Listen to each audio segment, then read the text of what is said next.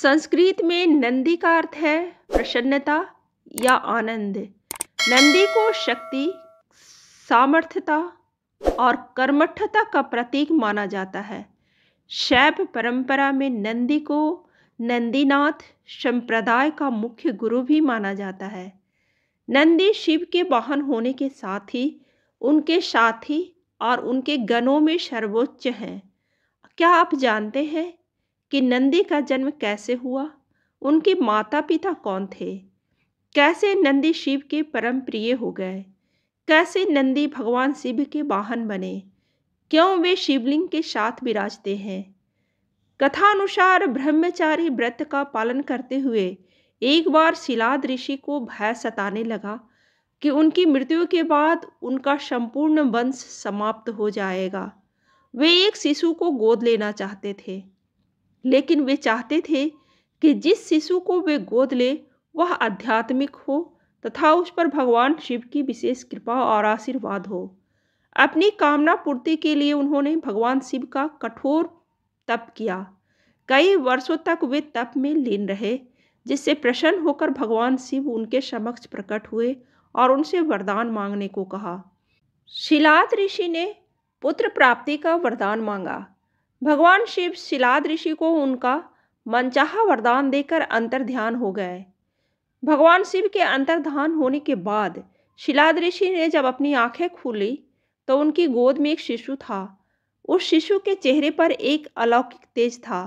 शिलाद ऋषि ने उसका नाम नंदी रखा और उसका पालन पोषण करने लगे।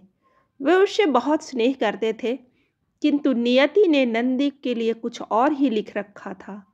एक दिन मित्र और वरुण नामक दो संत शिलाद ऋषि के आश्रम में पधारे। शिलाद ऋषि ने उनका खूब आदर सत्कार किया। नंदी ने भी उनकी बहुत सेवा की। प्रस्थान करते समय शिलाद ऋषि और नंदी ने दोनों संतों का आशीर्वाद लिया। संतों ने शिलाद ऋषि को दीर्घायु और खुशहाली का आशीर्वाद दिया, किंतु जब नंदी को आशीर्वाद देने की बारी आई तो उनके माथे पर चिंता की लकीरें खींच गई। शिलाद ऋषि ने यह तुरंत भाप लिया। जब वे मित्र और वरुण ऋषि को आश्रम के बाहर तक छोड़ने गए तो उनसे पूछ लिया कि उन्होंने नंदी को लंबी आयु का आशीर्वाद क्यों नहीं दिया। तब दोनों संतों ने उन्हें बताया कि नंदी अल्पायु है। यह सुनकर शिलाद ऋषि चिंताग्रस्त हो गए। नंदी ने जब पिता को चिंतित देखा तो इसका कारण पूछा।